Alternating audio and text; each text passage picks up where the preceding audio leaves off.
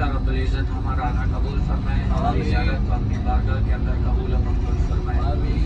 अल्लाह रब्बुल इज़्ज़त आपको बार बार ले आए। तो गज़े किराम, ये उहद के बारे में बता रहा था मैं आपको, और ये उहद का पहाड़ एक बार हमारे प्यारे नबी करीम सल्लल्लाहु अलैहि वसल्लम इस पहाड़ के ऊपर तशरीफ ले गए। साथ खलीफा अव्वल हजरत अबू बकर सिद्दीक, हजरत उमर, उस्मान भी साथ थे। ये पहाड़ हिलने लग गया, कांपने लग गया। हमारे प्यारे नबी करीम सल्लल्लाहु अलैहि वसल्लम ने अपने पाँव मुबारक से एड़ी मुबारक लगाई, ज़रब लगाई, फरमाया कि ऐ ओहद, तेरे को मालूम नहीं है तेरे ऊपर एक नबी, एक सिद्दीक, दो शहीद सवार हैं। तो अल्लाह रब्बुल इज़्ज़त ने इसको बोलने की ताकत दी। इस्तिकार की, या रसूलल्लाह सल्लल्लाहु अलैहि वसल्लम, मैं आपकी किसी के नुकसान की वजह से नहीं हिल रहा, मैं तो आपकी आने की खुशी से झूम रहा हूँ। मैंने कहा कि कितनी बड़ी हस्ता मेरे ऊपर तशरीफ ले आए हैं। और फरमाते हैं, जब हमारे प्यारे नबी करीम सल्लल्लाहु अलैहि वसल्लम सहाबा किराम को लेके जन्नतुल बकी में लेके जा रहे थे, तो ये पहाड़ साथ चल पड़ा। और जब पीछे से देखा तो ये पहाड़ साथ चल के आ रहा था। हमारे प्यारे नबी ने पूछा कि है ओह, तू कहाँ साथ चल के आ रहा है? क्योंकि ये हमारे प्यारे नबी के साथ कलाम क्या करता था।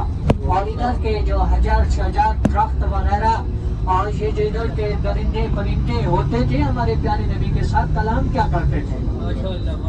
और जब पूछा कि आया हो तू कहाँ साथ चल के आ रहा है, अल्लाह रब्बुल इज़्ज़त ने इसको बोलने की ताकत दी। इसने कहा कि यार साहब, ये मेरे शहीद हैं, इनको जिधर भी लेके जाओगे मैं इनके साथ ही चलूंगा।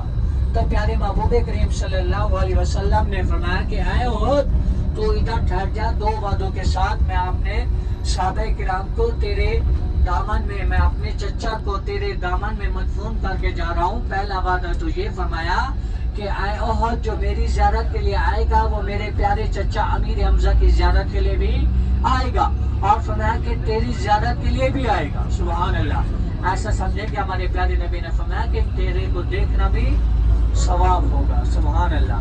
हमारे प्यारे नबी ने फरमाया कि ये जन्नती पहाड़ जन्नत में जाएगा, जन्नत के अंदर सोने का पहाड़ होगा, जो जन्नत में जाएगा उसका ये इस्तकबाल करेगा। सुभान अल्लाह। और एक पहाड़ और भी है जिसको मदीने से बाहर निकाल दिया है, जिसका नाम जबले ऐर है।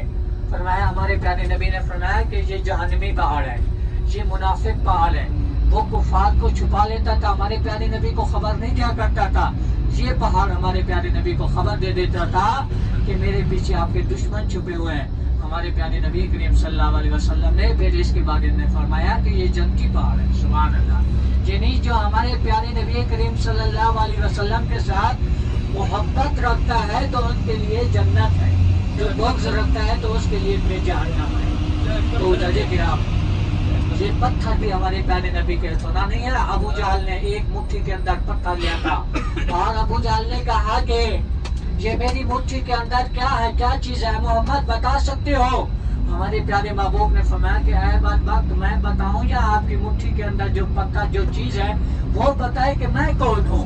और अबू जहल की मुट्ठी के अंदर वो पत्थर कलमा पढ़ने लगे, ला इलाहा इल्लल्लाह मुहम्मद रसूलुल्लाह सल्लल्लाहु अलैहि वसल्लम। सुभान अल्लाह। तो जाजे किराम, और इंशाअल्लाह अज़ीज़ अभी हम जा रहे हैं मस्जिद क़िबला तैन के अंदर, और अरबी का लफ्ज़ है क़िबला एक को कहते हैं, तैन दो को कहते हैं, यानी दो क़िबलों वाली मस्जिद। और जब हमारे प्यारे नबी करीम सल्लल्लाहु अलैहि वसल्लम के दिल के अंदर ख्वाहिश थी कि हमारा क़िबला बैतुल्लाह होना चाहिए, तो आपसे सवाल करता हूँ कि मुसलमानों का क़िबला अव्वल कौन सा था? क़िबला अव्वल मस्जिद अक्सा, बैतुल मुक़द्दस। और जब हमारे प्यारे नबी मक्का से मदीना आ चुके थे तो 16 और 17 माह तक, कितना 16 और 17 माह तक बैतुल मुक़द्दस मस्जिद अक्सा की तरफ अपना रुख मुबारक नमाज अदा किया करते थे। और हमारे प्यारे नबी के दिल के अंदर ख्वाहिश थी हमारा जो क़िबला होना चाहिए वो बैतुल्लाह होना चाहिए। कौन सा? बैतुल्लाह, जिसको हजरत इब्राहिम, हजरत इस्माइल अलैहिस्सलाम ने तामीर किया था।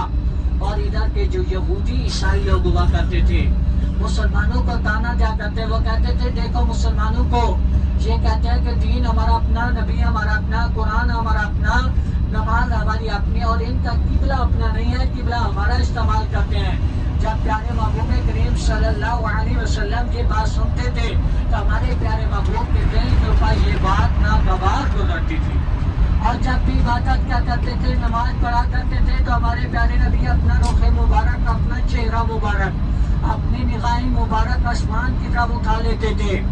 اور ایک بار مسجد نبوی کے اندر بیٹھے تھے، ہمارے پیارے نبی کو پتہ چلا کہ میری ایک فلاں صحابیہ ہے، بیمار ہے، اور اس کو کچھ دن بیت چکے ہیں اور ادھر نہیں آئی، ہماری محفل کے اندر نہیں آئی۔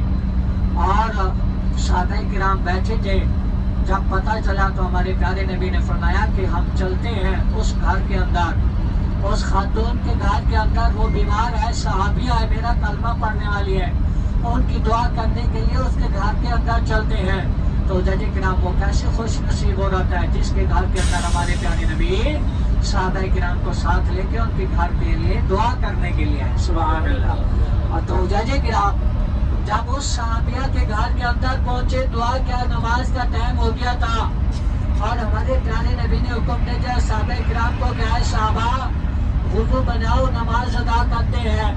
ظہر کا ٹائم تھا یا عصر کا ٹائم تھا، 4 رکعت فرض نماز ادا کر رہے تھے، صفے بنوا لیا۔ ہمارے پیارے نبی کریم صلی اللہ علیہ وسلم صحابہ کرام کو نماز پڑھا رہے تھے، اور جب نماز پڑھا رہے تھے تو نماز کی حالت کے اندر بار بار آسمان کی طرف دیکھ رہے تھے، اور تیسری رکعت کے اندر جبریل امین حاضر ہو گئے۔ کون حاضر ہوئے؟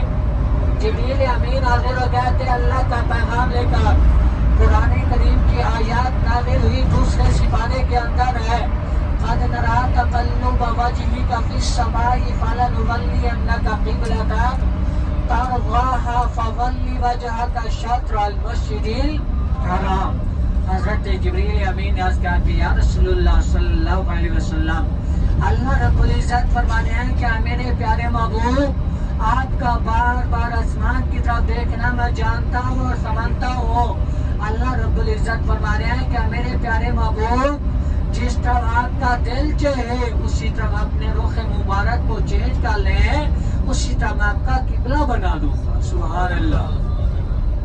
تو جج کرام ہمارے پیارے نبی کریم صلی اللہ علیہ وسلم صحابہ کرام کو نماز پڑھا رہے تھے، نماز کی حالت کے اندر جب وحی نازل ہو گئی، اللہ کا پیغام آ گیا تھا، اے پیارے محبوب جس طرح آپ کا دل چاہتا ہے اسی طرح اپنے رخ مبارک کو ابھی چینج کر لے، اسی طرح میں آپ کا قبلہ بنا دوں گا، سبحان اللہ۔